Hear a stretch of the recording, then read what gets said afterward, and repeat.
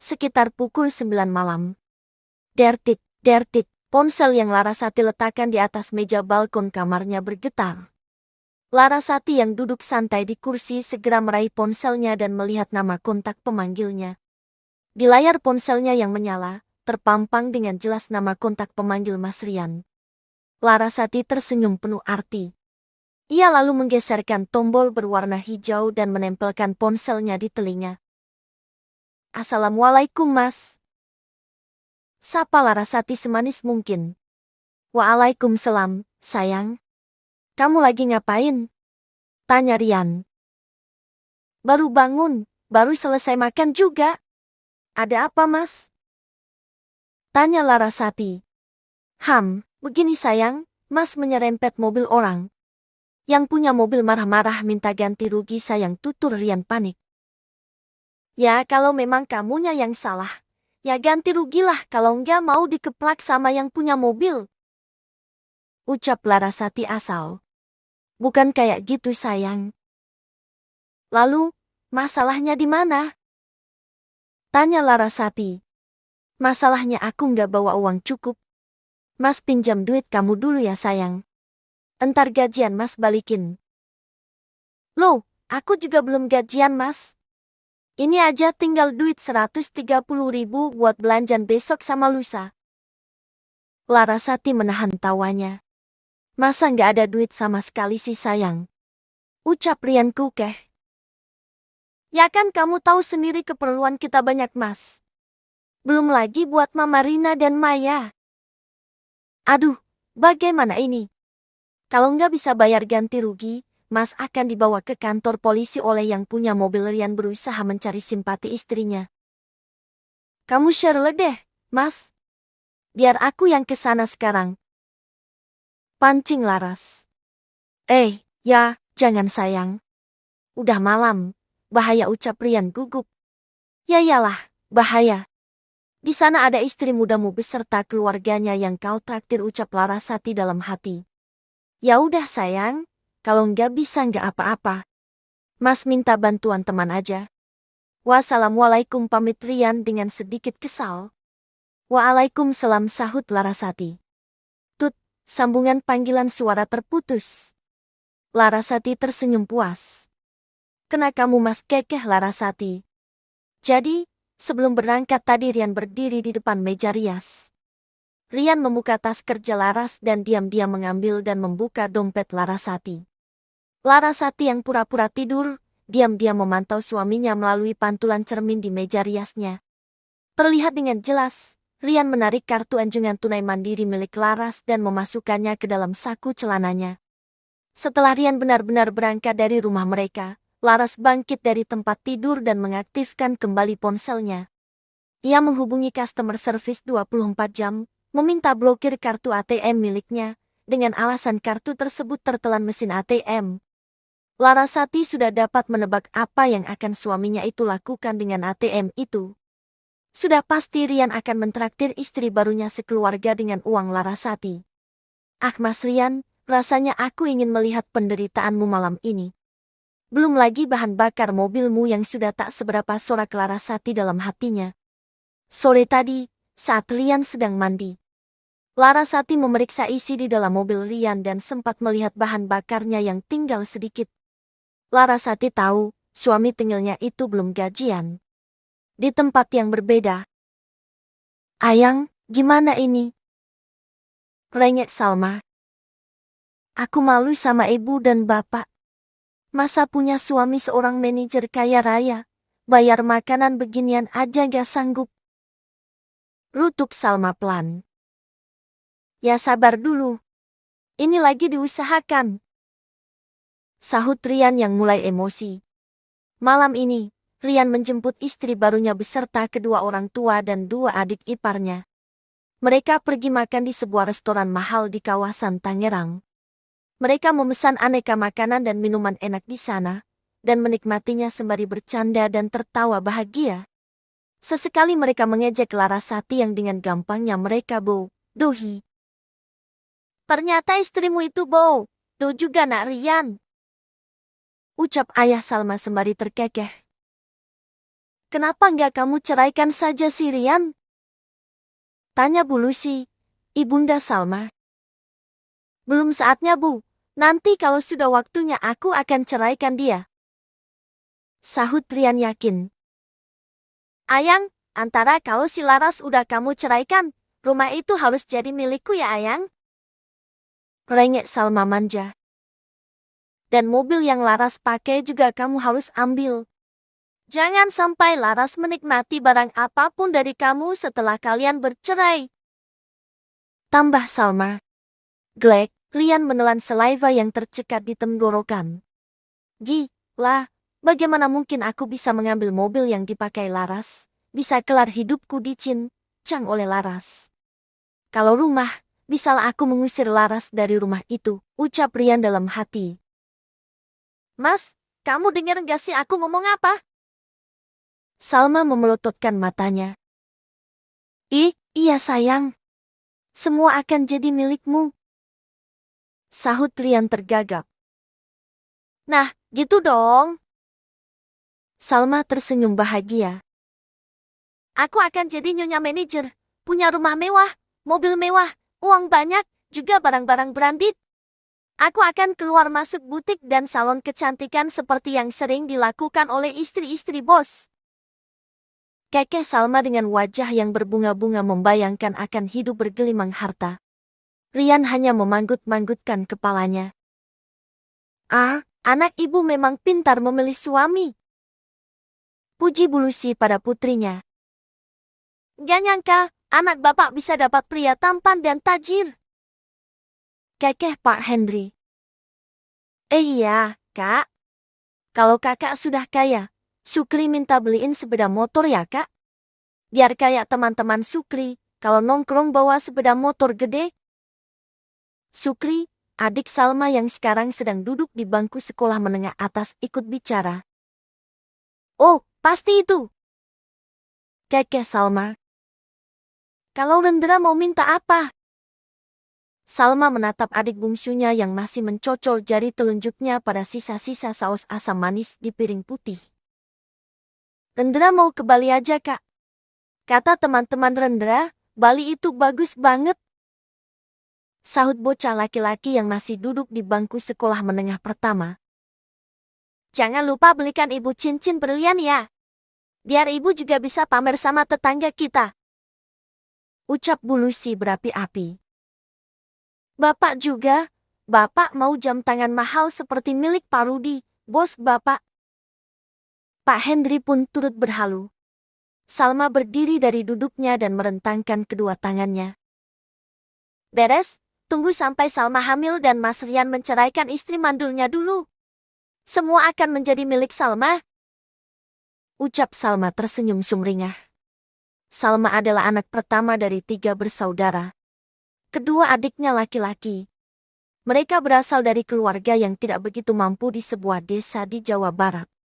Namun gaya hidup keluarga mereka yang melebihi keluarga berada. Rian hanya diam dan menyimak pembicaraan keluarga istri barunya. Bisa bangkrut aku kalau nurutin semua kemauan mereka, ucap Rian dalam hati. Sayang, Mas ke kasir dulu ya.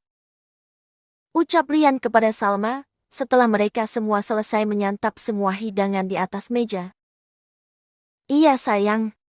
Aku tunggu di sini ya. Sahut Salma. Rian mengangguk sembari tersenyum bahagia. Dengan close bill di tangannya, Rian melangkah menuju meja kasir. Ia menyerahkan close bill itu kepada kasir. Kasir pun mulai menghitung daftar makanan yang mereka pesan. 5.390.000, ucap kasir sembari tersenyum. Baiklah, ucap Rian mengeluarkan dompet yang ia kantongi di saku belakang celananya. Rian lalu mencabut kartu ATM yang diam-diam ia ambil dari dalam dompet istrinya, dan menyerahkannya pada kasir. Kasir pun mulai menggesek kartu ATM itu pada mesin EDC. Maaf Pak, kartu Anda tidak terbaca di mesin kami. Kasir meletakkan kembali kartu ATM di atas meja. Masa sih? Tanya Rian bingung. Mesin Mbak rusak, kali. Coba ulangi lagi. Pintar Rian. Kasir kembali menggesek ATM yang diberikan oleh Rian hingga beberapa kali. Maaf Pak, kartu Bapak tidak valid. Kalau ada kartu yang lain saja, atau Bapak bisa membayarnya dengan tunai. Ucap kasir. Aduh, masa nggak bisa sih? Rian menggaruk-garuk kepalanya bingung. ATM-ku cuma ada isi sekitar 300.000. Mana uang di dompet juga tinggal 30.000 sisa makan siang di kantor tadi, gerutu Rian dalam hatinya. Sayang, lama banget sih. Salma datang dengan wajah cemberut karena kelamaan menunggu. Iya sayang. Ini kartunya nggak bisa. Ucal Rian gugup. Kok bisa? Tanya Salma. Entahlah, Rian mengangkat kedua bahunya. Mesin kamu rusak kali Mbak, cerocos Salma. Mesin kami tidak rusak Bu, buktinya yang lain bisa. Ucap wanita cantik yang bertugas sebagai kasir itu membelah diri. Salma menatap suaminya. Kartu lain nggak ada, sayang.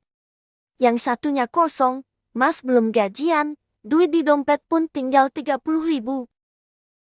Bisik Rian pelan. Lalu, kartu itu milik siapa? Tanya Salma lagi. Itu kartu Laras yang Mas ambil diam-diam dari dompetnya tadi, ucap Rian malu. Hadeh, bagaimana ini? Rutuk Salma. Coba Mas telepon istri mandulmu itu, tanyain kenapa kartunya nggak bisa dipakai. Atau enggak, minta dia transfer ke rekening Mas. Sambung Salma kesal. Ya nggak mungkin lah. Kalau Mas tanyain kartunya kenapa, Laras bakalan tahu kartunya Mas curi. Gimana sih? Sahut Rian sewot. Bagaimana Pak?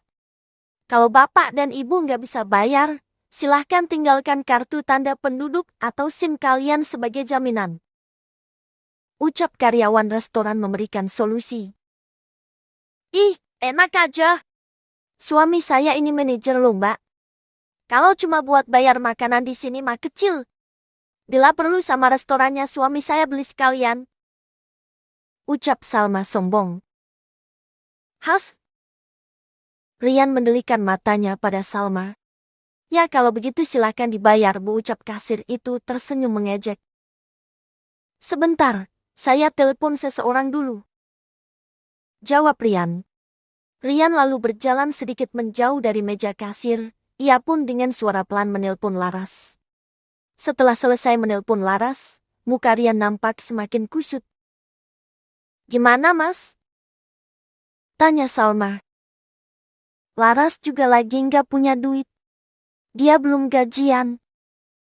Ucap Rian lesu sembari berjalan menuju kasir. Bagaimana Pak? Tanya kasir lagi. Rian mengeluarkan tetnya dari dompet dan memberikannya pada kasir. Ini Mbak, saya belum bisa bayar sekarang. Besok pagi saya akan ke sini untuk mengambil KTP saya. Ucap Rian menahan malu. Maaf Pak, Bapak kan makan di sini 6 orang. Jas ke-6-nya juga harus menyerahkan KTP. Ucap kasir sembari tersenyum. Hah? Enggak bisa KTP saya aja Mbak? Tanya Rian. Tidak bisa Pak, sahut kasir itu lagi. Tapi, yang dua itu belum punya KTP Mbak, dia masih pelajar. Salma menunjuk kedua adik laki-lakinya. Kasir itu kembali tersenyumkan ada kartu pelajar. Salma menelan salivanya. Gimana caranya aku ngomong sama mereka minta KTP ya, ucap Salma dalam hati. Rian menatap Salma. Gimana sayang? Tanyanya. Ya mau nggak mau, sahut Salma ketus sembari mengeluarkan KTP dari dompetnya. Sayang, tolong kamu mintain KTP mereka juga ya. Pinta Rian memelas. Dengus Salma kesal. Salma lalu berjalan menghampiri meja tempat tadi mereka makan. Entah apa yang Salma bicarakan, nampak dari kejauhan mereka semua menyerahkan KTP dan kartu pelajar. Beberapa menit kemudian, Salam kembali dengan 2 KTP dan 2 kartu pelajar di tangannya. Nih. Salma menyerahkan keempat kartu itu ke tangan Rian dengan kasar. Rian hanya diam, lalu menyerahkan keenam kartu itu pada kasir. Ini Mbak, ucap Rian sembari menunduk menahan malu. Beberapa pasang mata yang kebetulan juga sedang mengantri di kasir, menatap Rian seolah mengejek. Kasir menyerahkan selembar kertas serta pulpen, silahkan dibaca dan ditanda tangani Pak. Rian mengambil kertas itu, lalu membacanya. Setelah selesai membacanya, Rian langsung membubuhkan tansa tangannya di atas materai. Ini Mbak, Rian menyerahkan kembali kertas itu kepada kasir. Kasir mengambil kertas yang sudah ditanda tangani oleh Rian. Terima kasih, Bapak dan Ibu boleh pergi. Ucap kasir itu sopan. Akhirnya mereka berenam bisa keluar dari restoran dengan jaminan kartu tanda penduduk dan kartu pelajar milik mereka masing-masing. Keenam orang itu berjalan menuju mobil Rian yang terparkir di halaman parkir. Sepanjang perjalanan, tak henti-hentinya Salma menggerutu. Bikin malu aja sih Mas. Makan di restoran mewah nggak bawa duit, bawa ATM juga nggak bisa dipakai. Untung cuma dimintain KTP, coba kalau disuruh cuci piring. Bisa lebih malu lagi. Gerutu Salma yang duduk di samping Rian. Ya maaf sayang, tadi aku perginya buru-buru.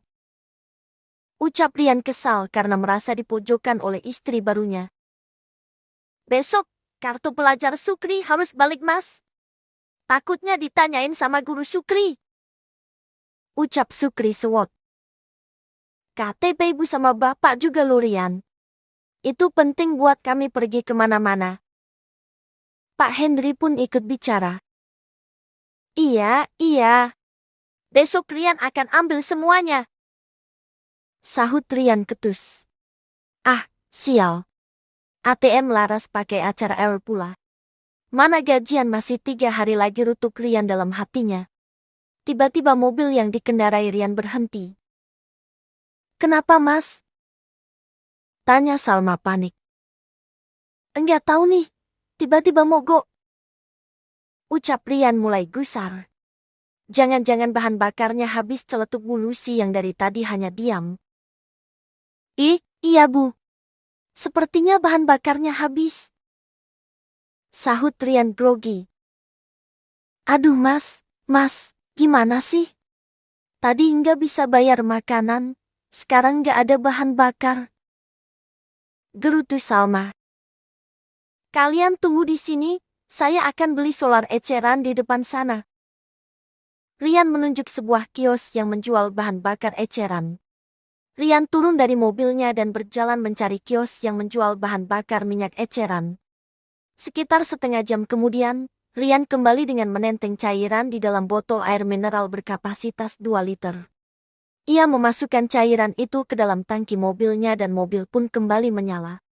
Rian mengantar Salma dan keluarganya ke kontrakan, lalu ia pun pulang ke rumahnya di komplek perumahan Green Lake City, Cipondoh. Bab keempat. Keesokan harinya, pagi ini Laras bangun seperti biasanya. Setelah melakukan kewajiban 2 rakaatnya, Laras menyiapkan sarapan pagi ala kadarnya. Rian yang telah berpakaian rapi, turun dari lantai 2 rumah mereka, berjalan menuju meja makan yang terbuat dari kayu jati serta dilapisi kaca tebal. Nampak 2 piring nasi goreng polosan, tanpa topping ayam suwir ataupun telur ceplok seperti biasa. Hanya dihiasi dengan potongan timun dan tomat, serta 2 gelas kopi instan yang sudah diseduh. Walaupun di rumah mereka ada seorang arti yang bekerja, namun untuk urusan masak-memasak Laras turun tangan sendiri. Ia ingin memasak sendiri makanan yang akan dimakan oleh suaminya. Untuk artnya, Laras membebaskannya untuk masak sendiri dengan bahan seadanya di dalam kulkas. Setelah selesai menyiapkan sarapan, Laras kembali naik ke lantai 2 menuju kamar mereka, untuk mengganti pakaiannya dengan pakaian ke kantor. Masakan Laras memang terasa sangat nikmat menurut Rian. Apapun yang Laras masak, terasa pas di lidah Rian. Rian sudah duduk di depan meja makan. Ia nampak tak berselera melihat sarapan yang tersedia di atas meja makan. Tak lama, Larasati pun turun dengan pakaian rapi serta menenteng tas kerjanya. Pagi Mas, sapa Laras pada suaminya. Pagi, sahut Rian singkat. Kok tumben? Belum dimakan? Laras menarik satu kursi di seberang Rian dan mulai melabuhkan bobot tubuhnya di sana. Sayang, kok sarapannya begini sih? Rian menatap Laras yang duduk di depannya. Terus, kamu mau apa? Tanya Laras lembut. Ya jangan nasi goreng teruslah. Apa kek yang kerenan dikit? Kalaupun nasi goreng, pakai ayam suwir atau telur ceplok kek. Ucap Rian sembari menatap nasi goreng di depannya dengan tatapan sinis. Oh, kamu mau pakai topping ayam suwir atau telur ceplok seperti biasanya? Tanya Laras santai sembari menyuapkan nasi goreng ke mulutnya. Rian menghela nafas. Iyalah, mana enak makan nasi goreng begini. Rutuknya. Mana duitnya? Larasati menadahkan tangannya pada Rian. Duit apaan? Tanya Rian bingung. Mau makan enak kan? Ya mas kasih duit lah. Mas pikir belanja ayam, telur, beras dan lain-lain itu nggak pakai duit? Tanya Laras. Ya, ke-1, itu, mas kan belum gajian. Jawab Rian tergagap. Nah, makanya. Enggak usah banyak maunya. Dulu juga saat kita masih susah, masih tinggal di rumah lama, kamu masih jadi staf biasa. Sarapan pagi kita malah satu bungkus mie instan dimakan berdua pakai nasi. Kamu nggak pernah protes tuh? Jawab Laras dengan santai. Ya tapi kan nggak ada salahnya juga kalau sekarang sarapannya yang lebih enak, sungut Rian. Memang nggak salah kalau ada duitnya. Kalau nggak ada duitnya mau bagaimana lagi? Kekeh Laras. Ah, sudahlah. Kamu makan saja sendiri. Aku mau sarapan di rumah mama saja. Rian bangkit dari duduknya. Ya silahkan, nggak ada yang melarang. Sahut Laras sembari menarik piring nasi goreng di depan Rian dan membawanya ke dapur. Rian berjalan menuju garasi, ia mulai menyalakan mesin mobilnya. Tak lama terdengar deru suara mesin mobil Rian menjauh dari rumah yang mereka huni. Gayamu mas. Baru aja hidup senang dikit, gayamu udah selangit, gumam Laras dalam hatinya. MBA Nur. Laras memanggil Art yang bekerja di rumahnya. Iya bu. Sahut Mbak Nur yang sedang mencuci pakaian di ruang cuci samping dapur. MBA Nur berjalan menghampiri Laras yang sedang meletakkan piring dan gelas bekas sarapan di wastafel. Ada apa bu? Tanya Mbak Nur yang berdiri di depan Laras. Tolong tutup pintu pagar dan pintu rumah, saya mau berangkat ke kantor sekarang. Ucap Laras sembari mengguyur tangannya di keran wastafel. Baik bu, sahut Mbak Nur sopan. Sama satu lagi, ini nasi goreng gak dimakan sama bapak. Kalau Mbak Nur mau, makan saja. Kalau nggak mau, dibuang saja ke tong sampah. Laras menunjuk nasi goreng di dalam piring yang ia letakkan di samping kompor. Iya bu, makasih. Jawab Mbak Nur yang dibalas Laras dengan anggukan. Laras lalu berjalan menuju mobilnya yang ia parkirkan di garasi. Ia lalu memundurkan kendaraannya hingga keluar pintu pagar dan mensejajarkannya dengan jalan. Laras membunyikan klakson tanda pamit pada Mbak Nur yang masih berdiri menunggunya di depan pintu. Perlahan, mobil yang dikemudikan Laras berjalan meninggalkan rumah mewah berlantai 2 itu menuju jalan raya. Jalanan tidak begitu macet. Butuh waktu sekitar 30 menit untuk Laras tiba di kantor. Setelah memarkirkan kendaraannya, Laras berjalan menuju pintu utama gedung tempat ia berkantor. Laras lalu berjalan menuju lift yang akan membawanya ke lantai 4. Setelah tiba di lantai 4 gedung tempatnya berkantor, Laras langsung berjalan menuju ruangannya. Laras membuka ponselnya yang berisi sadapan dari ponsel suaminya. Sayang, di rumah kamu ada sarapan apa hari ini? Mas belum sarapan, sayang. Isi pesan Catrian kepada istri barunya. Nasi uduk, tadi beli di tetangga depan. Emangnya istri mandulmu itu nggak bikinin sarapan mas? Cat balasan dari Salma. Enggak, sayang. Emang dia istri yang gak berguna. Udah mandul, gak bisa nyenangin suami Dilan. Jang, pemalas pula. Balas Rian. Baiklah mas, akan aku buktikan kalau kau nggak akan dapat jatah ranjangmu lagi bersamaku, gumam Laras sembari membaca cat hasil sadapannya.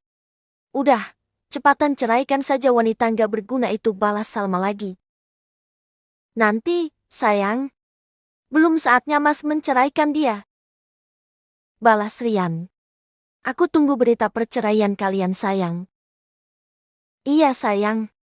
By the way, bagaimana dengan sarapannya? Mas belum sarapan nih. Aku nggak masak mas. Tadi cuma beli nasi uduk 5 bungkus di tetangga depan. Hadeh, ya sudahlah. Mas sarapan di kantor saja. Udah ya, mas mau OTW kantor dulu. Balasan cat terakhir dari Rian. Iya mas sayang, hati-hati di jalan. Setelah selesai membaca pesan cat antara suaminya dan Salma, Laras menutup ponselnya dan meletakkannya di atas meja kerjanya. Ya Tuhan, dulu saat masih sengsara dia bermanis-manis padaku. Sekarang, setelah hidupnya baru saja lumayan enak dia cari wanita lain. Tapi tak apalah, setidaknya aku tahu pria seperti apa yang selama ini menikahiku. Ayo Laras, semangat, semangat, buat dia menyesal telah mengkhianatimu. Kau harus cepat bertindak Laras, jangan lemah. Laras bermonolog dalam hatinya, ia menyemangati dirinya sendiri. Baiklah, aku akan fokus dengan pekerjaanku. Aku akan buat kamu melarat mas. Ucap Laras sembari tersenyum penuh makna. Laras mulai menyalakan laptopnya, ia mulai berkonsentrasi di sana. Jari jemarinya yang lincah, mulai menari-nari di atas keyboard laptop hingga tiba jam istirahat. Hari ini, Laras akan pulang lebih cepat. Ada sesuatu yang akan ia rencanakan. Di tempat yang berbeda, Rian duduk di kursi belakang meja kerjanya. Ia menatap jam tangan yang melingkari pergelangan tangannya. Aduh, perut udah mulai melilit nih. Bentar lagi istirahat. Ucap Rian. Rian lalu mengambil ponsel yang ia letakkan di atas meja kerjanya. Sial, kok Laras nggak ada kirim pesan chat sama sekali ya? Biasanya dia selalu chat sekedar nanyain udah makan siang atau belum. Heran deh, akhir-akhir ini sikapnya jadi banyak berubah. Dulu dia sangat perhatian sama suami, kadang terkesan cerewet karena terlalu banyak tanya. Sekarang dia lebih banyak diam. Ada apa ya? Mustahil kalau Laras tahu tentang pernikahan keduaku bersama Salma, gumam Rian dalam hati. Rian menarik dompet yang ia kantongi di saku belakang celananya, lalu ia membuka dompet itu. Astaga, duitku tinggal 300.000. Di ATM juga sudah kosong. Semoga uang ini cukup untuk 2 hari ke depan. Ucap Rian sembari menatap dompetnya yang ia buka. Tiba waktunya istirahat, Rian tergesa-gesa berjalan menuju kantin. Rasanya keringat dinginnya sudah mulai mengucur saking laparnya. Setelah selesai menyantap makan siangnya, Rian melambaikan tangan pada pelayan kantin. Iya pak. Ucap pelayan kantin setelah mendekat pada Rian. Berapa? Rian menanyakan total harga makanan dan minuman yang baru saja ia santap. Apa saja pak? Tanya pelayan kantin. Rian lalu menyebutkan makanan dan minuman yang tadi ia pesan. Sementara pelayan kantin sibuk mencatat serta menghitung pesanan Rian tadi. 32.000 pak. Pelayan kantin meletakkan kertas berisi catatan pesanan Rian. Rian merogoh dompet yang ia simpan di saku belakang celananya. Ini Rian meletakkan uang pecahan 50.000 di atas meja. Tunggu sebentar pak, saya ambil kembaliannya dulu. Ucap pelayan kantin sambil berlalu pergi. Beberapa menit kemudian. Ini pak, kembaliannya. Terima kasih. Pelayan meletakkan uang kembalian di atas meja di depan Rian yang masih duduk di sana. Rian hanya membalas dengan sedikit anggukan. Ia lalu bangkit dari duduknya dan berjalan masuk ke dalam gedung tempat ia berkantor. Sore harinya, sebelum pulang ke rumah, Rian menyempatkan diri mampir ke restoran tempat mereka makan semalam. Ia akan menebus kartu identitas yang ditahan pihak restoran dengan uang yang ia pinjam dari teman di kantornya. Setelah selesai dari restoran, Rian langsung pulang ke rumah. Saat Rian pulang ke rumah setelah seharian bekerja, ia dikagetkan dengan kesibukan Laras di dalam kamar. "Lu, sayang, kamu mau kemana?" Rian menatap Laras yang sedang sibuk memasukkan pakaian ke dalam koper. Bab kelima. "Kan kemarin aku udah bilang, aku ada tugas di luar kota selama 1 minggu." Sahut Laras tanpa menoleh pada Rian yang masih berdiri di depan pintu kamar mereka. "Bukannya kamu akan pergi besok?" tanya Rian. "Iya, sekarang aku lagi siap-siapin semuanya," sahut Laras sembari menarik resleting kopernya. "Supaya nggak ada yang ketinggalan."